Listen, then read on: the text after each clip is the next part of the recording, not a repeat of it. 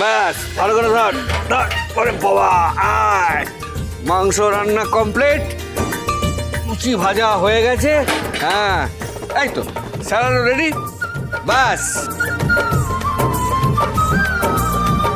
এবারে খাওয়া দাওয়া শুরু। পিকনিক শেষ? না, আমি তো ব্লগ বানাচ্ছিলাম। দূর, আমার অডিয়েন্স কিন্তু এত বোরিং ব্লগ দেখবে না। না কোনো নাচ গান হলো, না কোনো খেলাধুলা হলো, ভাল লাগে না।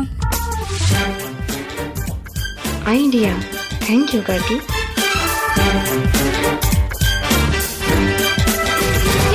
ঠিকই তো, একদমই ঠিকই বলেছো। আগে গান হোক, খেলা হোক, তারপর খাওয়া দাওয়া হবে। এই আর কি খেলা? খেলা সেটা নয় পরে বলবো, আগে জেঠুমনি একটা গান শুনিয়ে পিকনিকটাকে তো মাতিয়ে দিন তো।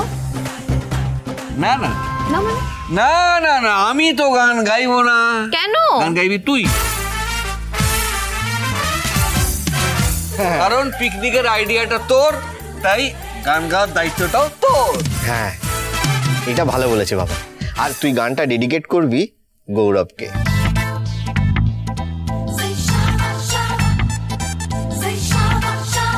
এক্স্যাক্টলি, কারণ আমরা সবাই তোর গান শুনেছি, একমাত্র গৌরব ছাড়া।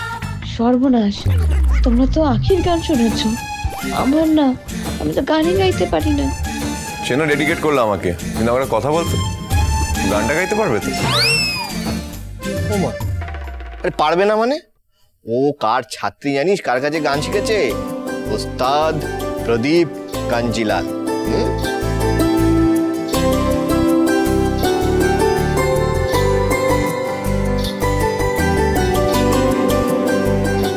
আখি গা না। আরে বাবা, এত লজ্জা পাচ্ছিস কেন তুই?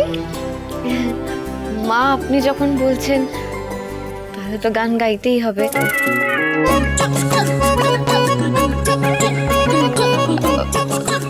জেঠুমনি একটু হারমোনিয়ামটা বাজাবে? আরে নিশ্চয়ই নিশ্চয়ই, চলো চলো গান শুরু হোক। হে মা কালী, বাঁচিয়ে নিও আজ।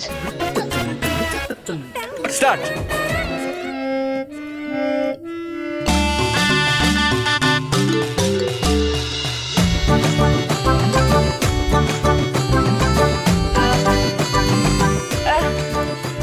ছাতা নেই নাম ছাতা বাড়ি, ইয়ো ইয়ো ইয়ো, ছাতা নেই নাম ছাতা বাড়ি, এখানে কখনো ভাগ কখনো আড়ি। মাস্টার একজন ঘোড়ায় চড়ে দৌড়ায় সবাই নাকে দিয়ে দৌড়ি, হুড়ি তরি ঘড়ি ভাজা মুড়ি চচ্চড়ি খেয়ে ফেলে এই পাড়া প্যারে লাল, কারণ ছেড়ে রেগে লাল মুখ চোখ পাকিয়ে বলে রবেশ। ইস আব্বুলিশ।